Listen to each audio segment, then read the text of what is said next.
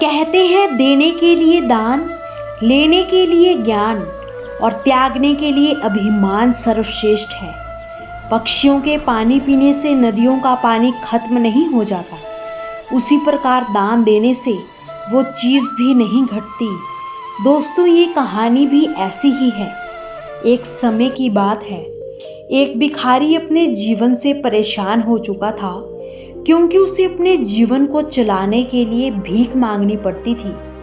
इसी बात को लेकर वो बहुत दुखी रहता और दिन भर यही सोचता कि उसके जीवन में बदलाव कैसे आएगा। ये सोचकर बहुत निराश हो जाता। वो हर दिन देखता है कि बहुत सारे लोग निराश होकर आंखों में आंसू लिए और विभिन्न चिंताओं से परेशान लोग गौतम बुद्ध की तरफ जा रहे हैं और वापस लौटते समय वे लोग बहुत ही खुश होते हैं। वो भिखारी ये समझ नहीं पाता है कि गौतम बुद्ध उनके साथ ऐसा क्या करते हैं कि वे बेहद खुश हो जाते हैं। वापस लौटते हुए लोगों के हाथों में ना तो ढेर सारे पैसे होते और ना ही कोई सोने चांदी की वस्तु। तो फिर ऐसा क्या होता है कि लोग बुद्ध के पास से लौटते वक्त इतना खुश होते हैं। ये सब सोचकर वो भिखारी भी निर्णय लेता है कि वो भी महात्मा बुद्ध के पास जाएगा और देखेगा कि ऐसा वहाँ क्या हो रहा है कि दुखी लोग उनके पास जाकर खुश हो जाते हैं। वो बुद्ध जी से मिलने उनके पास चला गया। जहाँ बुद्ध मौजूद थे वहाँ बहुत लंबी कतार लगी हुई थी, तो वो भिखारी भी कतार में लग गया। कतार में लगकर वो अपनी बारी का इंतज़ार करने लगा। देखते ही देखते उसकी बारी आई और उसने बुद्ध जी से कहा, प्रभु, मैं बहुत गरीब हूँ, मेरे पास कुछ भी नहीं है। मुझे अपना जीवन चलाने के लिए भी दूसरों पर ही आश्रित रहना पड़ता है, उनसे भीख मांगनी पड़ती है।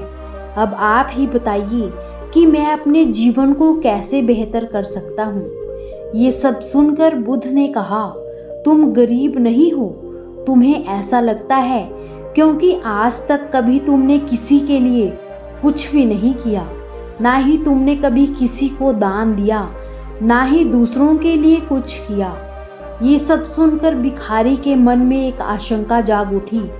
अपनी आशंका को दूर करने के लिए उसने पूछा, मैं तो एक भिखारी हूँ, मैं लोगों को दान कैसे दे सकता हूँ और कैसे लोगों की सहायता कर सकता हूँ। मुझे तो खुद अपना जीवन चलाने के लिए दूसरों से मांगना पड़ता है।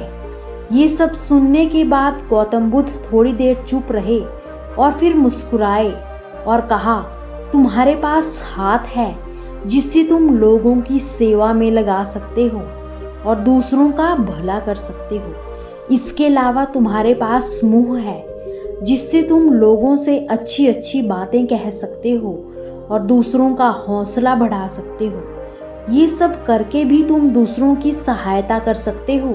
जरूरी नहीं कि दान सिर्फ पैसों से किया जाए। हम चाहे तो हम शिक्षा का भी दान कर सकते हैं, चाहे तो अन्न का भी दान कर सकते हैं। ऊपर वाले ने अगर किसी को पूर्णतः अच्छा शरीर दिया है तो वो गरीब नहीं है। बुद्ध की ये बातें सुनकर वो भिखारी बहुत ज़्यादा खुश हो गया और उसका मन अब संतुष्ट था। हम सब इस बात की चिंता में समय बर्बाद करते हैं कि हम गरीब हैं, लेकिन ये सत्य नहीं।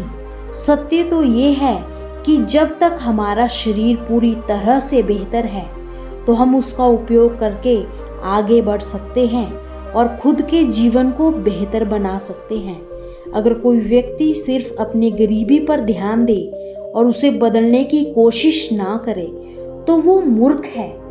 तो दोस्तों, इस कहानी से हमें यही सीख लेनी चाहिए कि दान सिर्फ धन का ही नहीं, शिक्षा, भोजन, अच्छे विचारों का भी होता है। अगर आपके पास धन नहीं तो आप शिक्षा का दान कर सकते हैं या फिर आप दूसरों के लिए अच्छे विचारों का भी दान कर सकते हैं। इससे समाज बेहतर होता है। इसीलिए तो कहा गया है, माया छाया होत है, घटती बढ़ती जात, दान करे से बढ़त है, बिना बांटे घट जात। दोस्तों, मिलते हैं एक नई मोटिवेशनल स्टोरी के साथ। तब तक हमारे चैनल इनक्रेडिबल फ्लाइंग को सब्सक्राइब ज़रूर करें।